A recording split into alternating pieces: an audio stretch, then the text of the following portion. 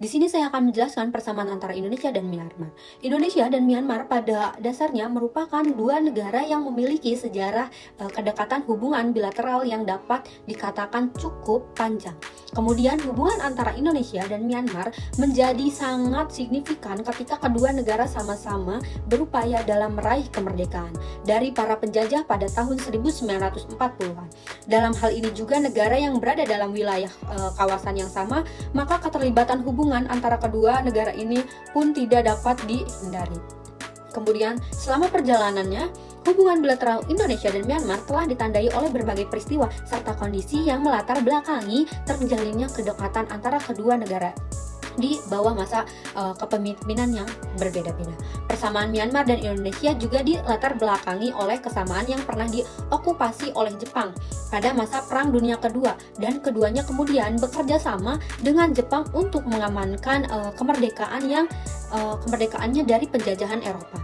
Namun di Myanmar, pasukan militer di bawah pimpinan Jenderal Aung San berpindah kembali ke pihak Inggris pada masa akhir perang untuk mendukung pendudukan kembali ke Inggris ke dalam negara tersebut. Sementara di Indonesia, pasukan khusus yang dilatih oleh Jepang yang bernama PETA telah dilucuti ketika perang berakhir. Banyak dari anggota PETA yang kemudian turut terlibat dalam melawan Belanda pada perang gerilya yang berakhir pada tahun 1949.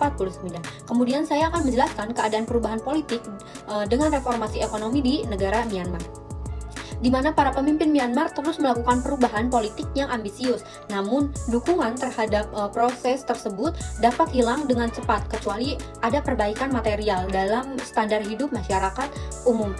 Reformasi ekonomi yang dilakukan juga secara hati-hati kini menjadi prioritas untuk menghasilkan pertumbuhan lapangan kerja, pendapatan, dan output secara luas.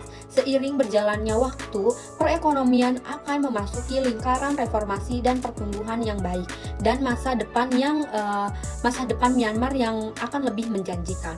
Di bidang ekonomi juga, reformasi penting juga sedang dilakukan. Yang paling menonjol diantaranya adalah penyatuan kembali pasar dan nilai tukar resmi secara bertahap, kemudian penerapan lelang valuta asing harian, dan persetujuan undang-undang penanaman modal asing yang baru. Dua undang-undang pertanian baru juga telah disahkan dengan implikasi penting terhadap hak atas tanah dan penggunaan lahan. Pemerintah sedang mempertimbangkan untuk melakukan privatisasi beberapa perusahaan negara, dan rancangan undang-undang baru sedang dipertimbangkan untuk memberikan otonomi yang lebih besar kepada bank sentral untuk merancang dan melaksanakan kebijakan moneter. Selain itu juga anggaran yang baru disetujui mencakup peningkatan signifikan untuk kesehatan dan pendidikan. Yang juga penting adalah Presiden telah menunjuk para ekonomi terkemuka dan menteri-menteri yang berpikiran reformis untuk membantu merancang dan melaksanakan reformasi lebih lanjut. Kemudian, reformasi ekonomi dan politik baru di Myanmar telah menarik banyak dukungan dari komunitas internasional. Dana Moneter Internasional IMF sekali lagi terlibat aktif dalam memberikan nasihat makroekonomi. Bank Dunia dan Bank Pembangunan Asia sedang melakukan penilaian ekonomi terhadap kebutuhan negara yang paling mendesak dan bersiap untuk melunasi tunggakan Myanmar, sehingga negara tersebut dapat meminjam lagi untuk proyek-proyek pembangunan. Bank Dunia juga baru-baru ini menyetujui hibah dana pratunggak sebesar 80 juta US dollar untuk proyek pembangunan masyarakat, dan mengumumkan bahwa dana tambahan sebesar 165 juta US dollar akan diberikan dalam bentuk pinjaman setelah izin tunggakan. Sementara itu, program pembangunan Perserikatan Bangsa-Bangsa bersiap untuk memperluas program secara signifikan dengan fokus pada tata kelola, supremasi hukum, penguatan kelembagaan, dan juga peningkatan kapasitas di tingkat pemerintah pusat dan daerah.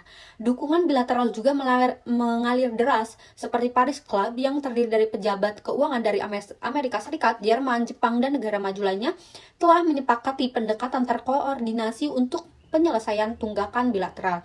Secara independen, Jepang juga memperluas bantuannya dengan cepat. Eropa telah menangguhkan sanksi perdagangan dan investasi serta mengumumkan bantuan pembangunan sebesar 100 juta US dollar